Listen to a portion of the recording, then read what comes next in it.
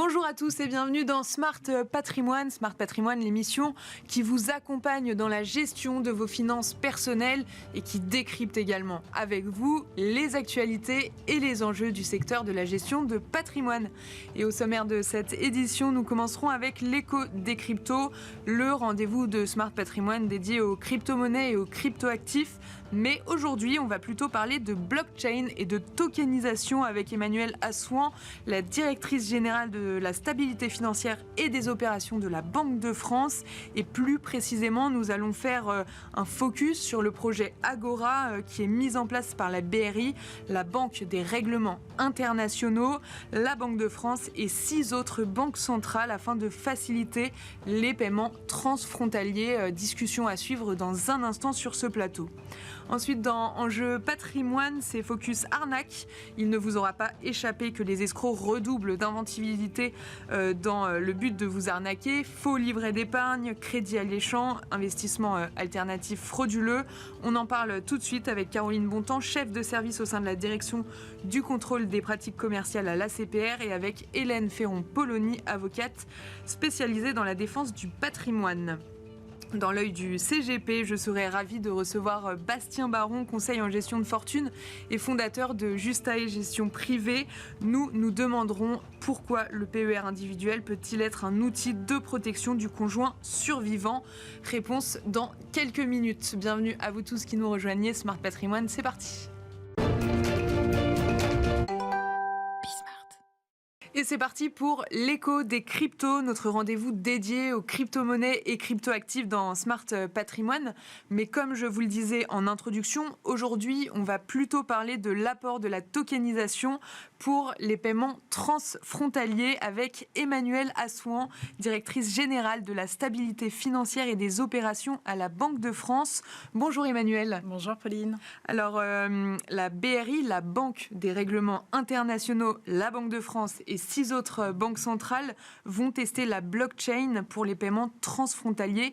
Ce projet, c'est le projet Agora. Est-ce que vous pouvez nous présenter ce projet, Emmanuelle Assouan? Quel était votre constat?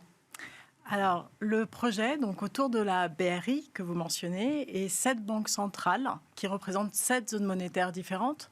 Donc, cette zone monétaire, c'est l'euro, la Banque de France qui représente l'eurosystème, le concert des banques centrales de la zone euro. Du côté de l'Europe, il y a aussi la livre sterling, mais aussi le franc suisse. On a, du côté des Amériques, on a le peso mexicain et le dollar américain. Et du côté Asie, on a le won coréen et le yen japonais. Et on s'est toutes mises ensemble en associant, et ça va venir dans une phase ultérieure, des acteurs du secteur privé, des banques, pour essayer d'améliorer via la tokenisation, en utilisant la tokenisation, notre système monétaire international. Ce qu'on veut faire très concrètement, c'est un système, une plateforme unique partagée entre nous tous de paiement avec ces 7 devises différentes, ce qui n'a jamais été fait, pour s'échanger des paiements aussi bien sous forme de monnaie de banque centrale que de monnaie de banque commerciale. Et un des aspects innovateurs, en plus du fait que ce soit une plateforme partagée, eh bien, c'est qu'on utiliserait pour cette plateforme, ce système, la blockchain, un registre distribué, et que pour la représentation de la monnaie, on utiliserait des tokens, des jetons, qui emportent beaucoup d'informations, plus que ce qu'on a l'habitude de faire. Et ça, c'est permis par la technologie blockchain et tout ce qui est smart contract. Et pourquoi cette idée Est-ce que c'était pour pallier un problème déjà existant, Emmanuelle Assouan? Alors, la réalité, la tokenisation, on regarde depuis longtemps. On est obligé de regarder parce que pour notre mission de stabilité monétaire, de stabilité financière, ça se développe. Il faut s'assurer qu'on régule correctement pour qu'il n'y ait pas de contradiction avec notre mission. Et puis, on est des banques centrales, on a beaucoup d'opérations et de différents systèmes et on regarde toujours les nouvelles technologies pour savoir si elles ne sont pas à même d'améliorer nos processus.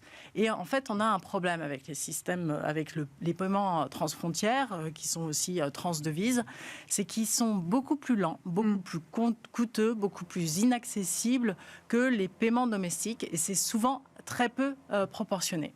Donc c'est un sujet qui est bien identifié, notamment dans l'enceinte du G20, une enceinte globale au niveau international, qui s'est fixé un certain nombre d'objectifs pour améliorer la rapidité et l'efficacité sur ces paiements internationaux. D'ici 2027, l'objectif, c'est de s'assurer que 75% des paiements transfrontières puissent être faits en moins d'1 heure.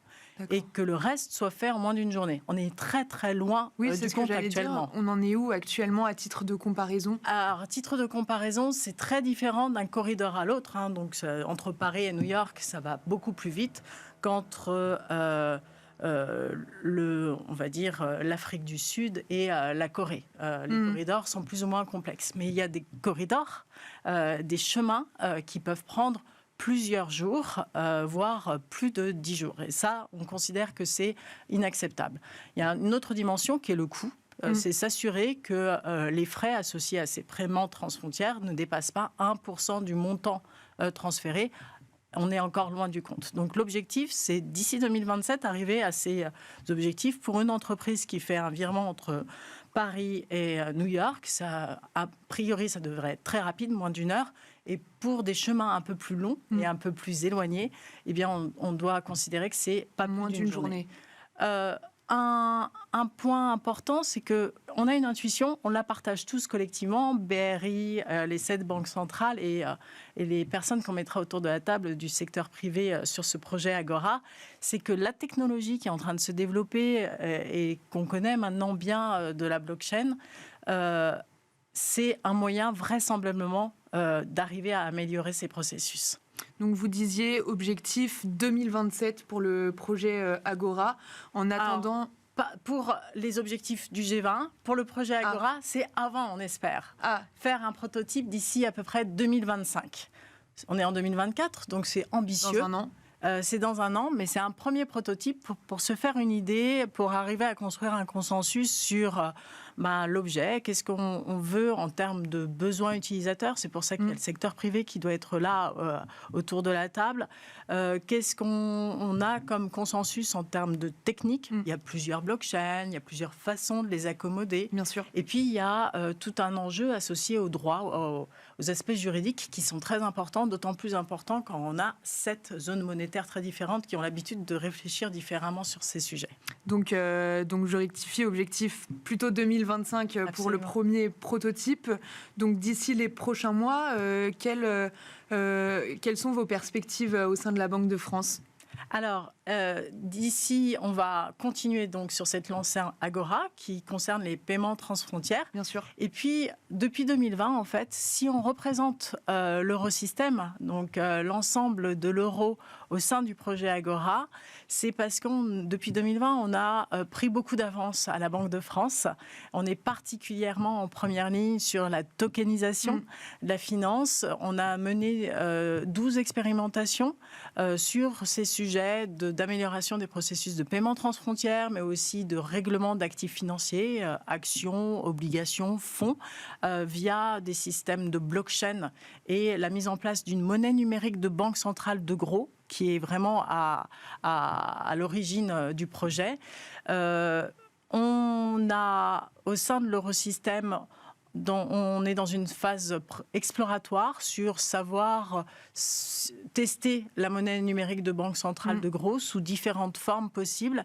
Et à l'issue de cette phase exploratoire que nous menons avec le marché, avec un certain nombre de candidats qui se sont manifestés pour faire un certain nombre d'expérimentations, à l'issue de cette phase exploratoire qui se terminera en 2025, on sera en mesure, grâce à Agora, grâce à cette phase exploratoire différente au sein de l'eurosystème, de dire au sein de l'eurosystème s'il faut ou non lancer une monnaie numérique de banque centrale de gros pour faciliter le règlement d'actifs et pour faciliter les paiements transfrontières vus depuis l'euro. Merci beaucoup Emmanuelle Assouan. Vous êtes directrice générale de la stabilité financière et des opérations à la Banque de France. Merci d'avoir répondu à toutes ces questions. Et quant à nous, on se retrouve tout de suite dans Enjeu Patrimoine. Et c'est parti pour Enjeu Patrimoine, un enjeu patrimoine aujourd'hui dédié aux arnaques. Faux livret d'épargne, crédit alléchant ou encore investissement alternatif frauduleux et bien d'autres. Alors pour vous aider à éviter le pire, je suis ravie de recevoir Caroline Bontemps, chef de service au sein de la direction du contrôle des pratiques commerciales à l'ACPR. Bonjour. Bonjour Pauline. Et Hélène Ferron-Polony, avocate spécialisée dans la défense du patrimoine au cabinet Lecoq-Vallon Ferron-Polony. Bonjour. Bonjour. Alors pour commencer, Caroline Bontemps, comment vous définiriez une arnaque ? Alors, une arnaque, c'est assez vaste. En fait, il y a beaucoup de types d'arnaques. Donc moi, je vais vous parler plutôt des arnaques financières. Bien sûr. Celles que nous, on voit régulièrement. Et les types d'arnaques qu'on voit le plus à la CPR, ça va être tout ce qui est faux livret d'épargne, les faux crédits, les faux rachats de crédit. Ce sont vraiment ces 3 types d'arnaques qui nous sont signalés le plus souvent. Comment on fait pour repérer une arnaque, Caroline Bontemps ?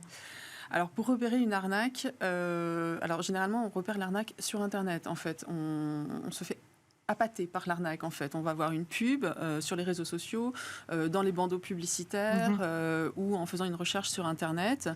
Et on va tomber sur une offre de crédit, une offre de livret avec un taux très alléchant. Donc, soit un livret à un taux soit un tout petit peu supérieur au contrat du moment, soit très supérieur. Et pour les crédits, ça va être au contraire des taux qui sont inférieurs au taux du marché. Et généralement, ces offres sont à durée limitée. Ça, c'est aussi une des caractéristiques qui revient régulièrement dans les arnaques. L'offre limitée qui permet en fait de créer un sentiment d'urgence chez la victime et qui la pousse à investir rapidement. À se précipiter un petit peu. Exactement, à se précipiter sans trop réfléchir, sans prendre le temps de réfléchir et de se poser les bonnes questions. D'accord, oui, pour ne pas louper, on va dire, l'opportunité qui pourrait se présenter à elle, c'est bien ça ? Tout à fait.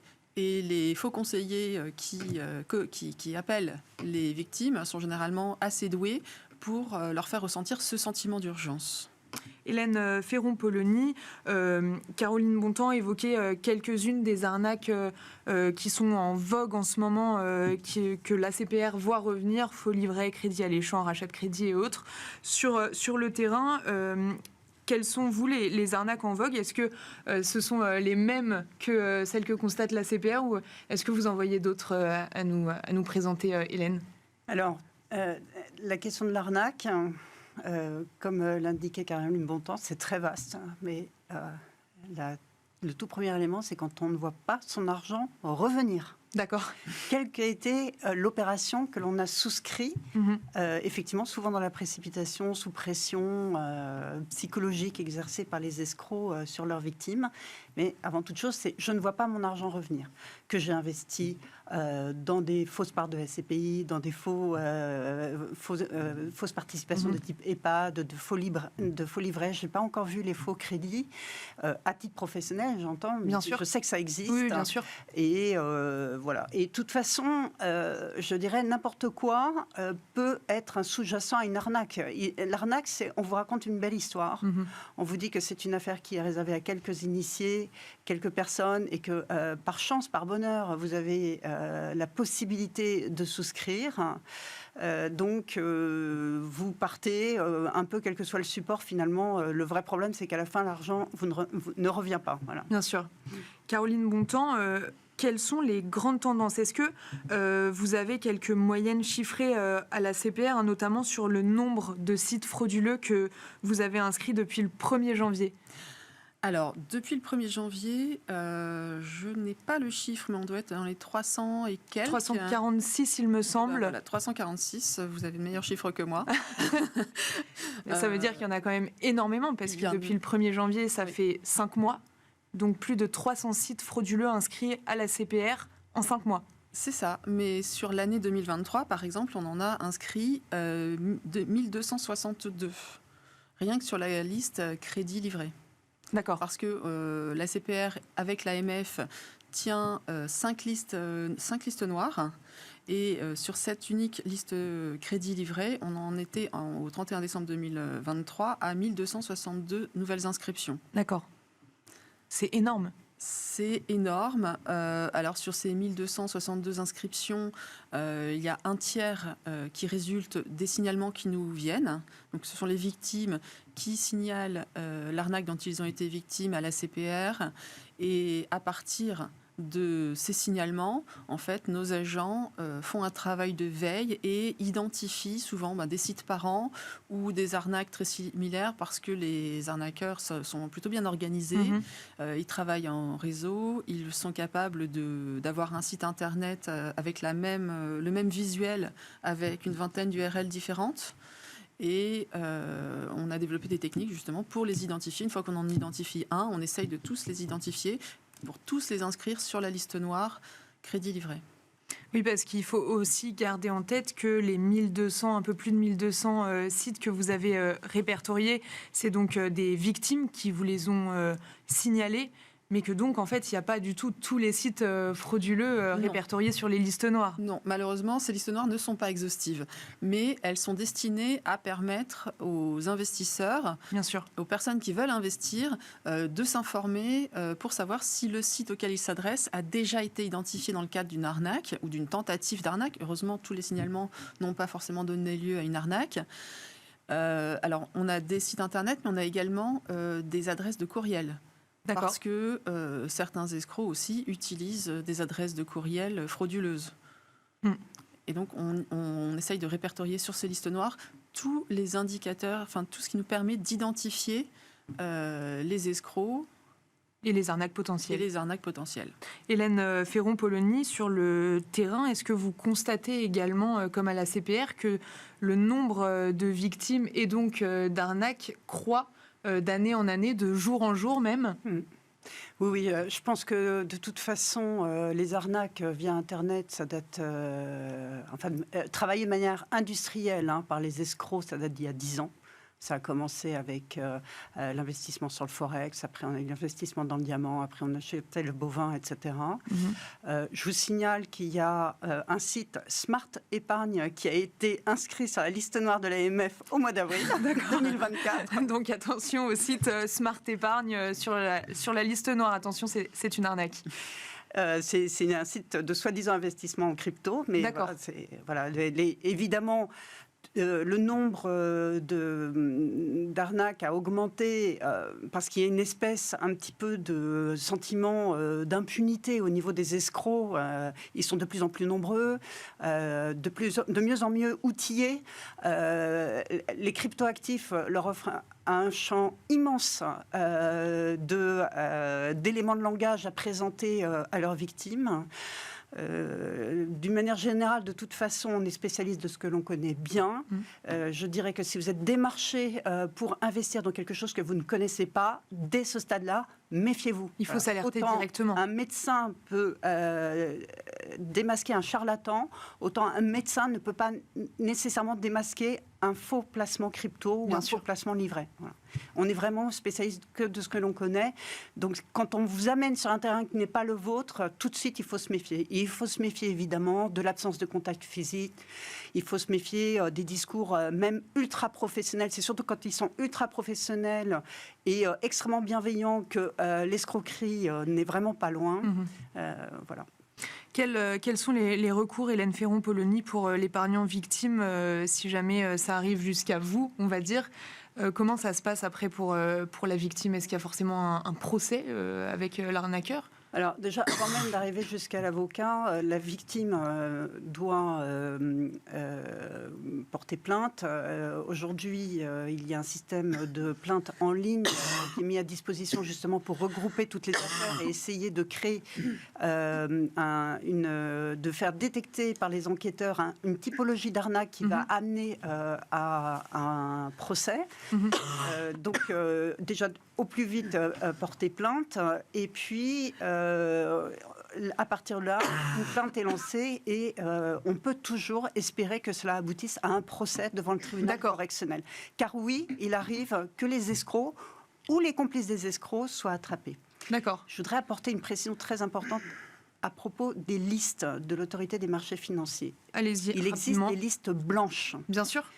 ce que je donne comme conseil, c'est vous n'investissez pas sur ce qui n'est pas sur la liste blanche. D'accord. Parce que nécessairement, compte tenu des contraintes présentées par Caroline Bontemps, il y a un temps de retard au niveau des autorités de contrôle parce qu'il faut que les arnaques soient signalées et qu'elles remontent. Bien sûr. Donc il y a un temps de retard quand elles sont sur la liste noire.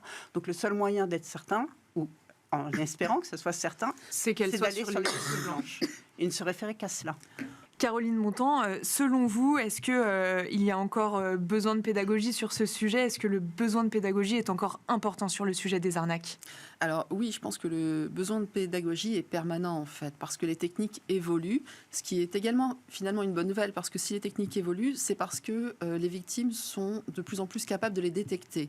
Donc chaque fois qu'on fait correctement notre travail et que les victimes apprennent à détecter des arnaques, eh bien les escrocs sont obligés de s'adapter et d'évoluer et de se renouveler. Donc, de réinventer de nouvelles arnaques, de nouvelles manières d'accoster l'épargnant. Voilà, quand la réglementation permet de combler une brèche, eh bien, ils vont attaquer ailleurs, comme on l'a vu sur l'arnaque du faux conseiller qui s'est développée ces dernières années. Donc oui, il y a toujours besoin de plus en plus de pédagogie et c'est pour ça que avec l'AMF et la Banque de France, l'ACPR tient un site qui s'appelle ABEIS, Assurance Banque Épargne Info Service, qui est un site internet sur lequel on trouve des contenus pédagogiques sur la banque et l'assurance, mais surtout des contenus de prévention sur les arnaques, qui décrivent bien les différents types d'arnaques qui sévissent en ce moment, comment les identifier, comment les éviter, que faire si on a été victime. Et puis, on développe chaque année des campagnes de prévention, des campagnes sur les réseaux sociaux. On a également créé un compte Instagram ACPR pour pouvoir toucher un plus large public, des gens qui ne vont pas forcément aller chercher le site ABEIS. Donc là, c'est nous qui allons les chercher en leur offrant des contenus prévention sur les arnaques directement sur les réseaux sociaux. Et donc la prévention est permanente et c'est notre mission sur cet aspect arnaque. Vous êtes d'accord, Hélène Ferron-Polony, très rapidement sur le besoin de pédagogie encore très présent sur ces arnaques ? Oui. Je dirais qu'à chaque proposition de placement sur le réseau social, on devrait avoir une info qui surgit de l'autorité des marchés financiers de la CPR disant attention, on vous rappelle la typologie des arnaques. Parce qu'effectivement, moi j'ai de nombreux clients qui ont investi via des boucles WhatsApp, via des groupes Facebook, pour une raison que j'ignore, alors que ce sont des groupes dont ils ne connaissent pas vraiment les autres participants. Lorsqu'une idée est lancée, elle remporte un certain succès et c'est le début de la catastrophe. Merci beaucoup Hélène Ferron-Polony. Vous êtes avocate spécialisée dans la défense du patrimoine au cabinet Lecoq-Vallon Ferron-Polony. Merci beaucoup. Merci. Et merci Caroline Bontemps, chef de service au sein de la direction du contrôle des pratiques commerciales à la CPR. Merci beaucoup. Merci à toutes les deux d'avoir répondu à toutes ces questions. Et quant à nous, on se retrouve tout de suite dans l'œil du CGP. Et c'est parti pour l'œil du CGP. Je suis ravie de recevoir Bastien Baron, conseil en gestion de fortune et fondateur de Justae Gestion Privée. Bonjour Bastien Baron. Bonjour Pauline. Alors, dans un communiqué de presse en date du 28 avril dernier, le ministre de l'économie Bruno Le Maire a annoncé que le déploiement du PER avait franchi la barre de 10 millions de titulaires et des 100 milliards d'euros d'encours. Alors, Bastien Baron, pourquoi le PER individuel peut-il être un outil de protection du conjoint survivant, voire de transmission transgénérationnelle ? Bonne question en fait. Alors déjà, pour remettre un petit peu dans le contexte, faut savoir que le PER est assez décrié sur un sujet, c'est que l'avantage fiscal qui est offert à l'entrée par rapport à la tranche marginale d'imposition qu'on va avoir va être partiellement, voire totalement repris à la sortie si on est dans la même tranche marginale d'imposition. Donc souvent, c'est un des freins qu'on peut retrouver chez les clients. C'est vrai qu'on peut légitimement se poser la question si finalement j'ai pas une baisse de tranche marginale d'imposition à la retraite, quel est l'intérêt de verser ou non ? Alors évidemment, il y a énormément d'intérêts pour verser. Nous, il y en a un qu'on aime bien justement, et c'est celui dont on va parler, c'est celui plutôt de l'utiliser comme outil de protection du conjoint survivant ou comme outil de protection de transmission transgénérationnelle. Alors pourquoi ? Parce qu'en fait, en cas de décès, c'est le seul moyen de ne pas justement redonner une partie de l'avantage fiscal qu'on a eu à l'entrée. D'accord. Donc c'est ça en fait le vrai l'intérêt. intérêt. Et puis pourquoi ? Parce que Premièrement, il y a une clause bénéficiaire dans un plan épargne retraite. Mhm. Et dans la clause bénéficiaire, on peut mettre soit le conjoint, donc là c'est pour ça que c'est un vrai outil de protection du conjoint survivant, et surtout que ce conjoint survivant, depuis la loi TEPA en 2007, il est exonéré de droits de succession. Donc ça voudrait dire dans ces cas-là qu'on a eu un avantage fiscal à l'entrée, et le conjoint va pouvoir en profiter derrière. Et deuxième possibilité en termes de transmission, c'est qu'on n'est pas forcément obligé de mettre le conjoint, on peut mettre ses enfants, voire ses petits-enfants, et donc là ça offre un intérêt supplémentaire également. C'est comme la clause de l'assurance vie, on choisit vraiment qui on met sur cette clause. Exactement, en fait, c'est le plan épargne retraite, c'est un contrat d'assurance vie particulier dans lequel on retrouve effectivement la clause bénéficiaire du contrat d'assurance vie. Et donc, dans le cas de transmission transgénérationnelle, comment ça se passe, Bastien Baron ? En fait, ce qui se passe, c'est que ce qui est intéressant aussi dans cet outil, c'est que d'une part, on rédige une clause bénéficiaire, mais on ne sait pas du tout quand est-ce que le décès va intervenir. Oui. Donc on ne sait pas du tout, le conjoint survivant notamment, dans quelle situation personnelle et financière il sera à ce moment-là. Mhm. Donc chez Justae, ce qu'on fait beaucoup, c'est qu'on va en fait optimiser les choses en offrant la possibilité au conjoint survivant de se dire le moment venu, le jour où je vais hériter, bénéficier en tous les cas de ce contrat de mon conjoint qui est décédé, on va lui offrir la possibilité de renoncer au contrat. S'il estime que finalement il a une situation financière qui est suffisante pour continuer à maintenir son train de vie, etc., il aura la possibilité de renoncer. Donc ça, on le prévoit dans la clause bénéficiaire. S'il renonce, ça ira dans ces cas-là, en règle générale, à ses enfants. Les enfants, même chose. On le sait aujourd'hui, on hérite de plus en plus tard. Et s'ils sont déjà eux aussi dans une situation qui leur permet de ne pas avoir besoin de cet argent, on leur offre aussi la possibilité de renoncer. Donc là, dans ces cas-là, ils pourraient renoncer pour leurs propres enfants. Donc là, on arrive dans ces cas-là aux petits-enfants du défunt. Donc là, l'intérêt, c'est quoi ? C'est que, en règle générale, les petits-enfants ne sont pas héritiers sur la partie successorale. Et lorsque l'assuré décède après les 70 ans, après ses 70 ans, on tombe dans ce qu'on appelle l'article 757B du Code général des impôts. Donc ça veut dire qu'il y a un abattement de 30 500 € qui est divisé entre tous les bénéficiaires. Et surtout, ensuite, on tombe dans le barème successoral. Et le barème successoral, les petits-enfants, en règle générale, ils vont partir de zéro et ils vont monter petit à petit. Et normalement, ils vont être dans la tranche à 20%. Donc ça voudrait dire qu'on va avoir l'assuré, lui qui aura peut-être bénéficié d'un avantage fiscal à 41 voire 45% à l'entrée, lorsqu'il a versé dans son plan épargne retraite. Et à la sortie, finalement, il y a uniquement les petits-enfants qui pourraient bénéficier, qui paieraient des droits de succession à hauteur seulement de 20%. Donc là aussi, on aurait un gain finalement intéressant, on aurait en plus sauté une génération. Donc ça peut effectivement avoir un vrai intérêt. Merci beaucoup Bastien Baron, vous êtes conseiller en gestion de fortune et fondateur de Justae Gestion Privée. Merci beaucoup d'avoir détaillé pourquoi le PER peut-il être aussi un outil de protection du conjoint survivant. Merci à vous de nous avoir suivis et on se retrouve très vite sur Bismart pour un nouveau numéro de Smart Patrimoine. À bientôt.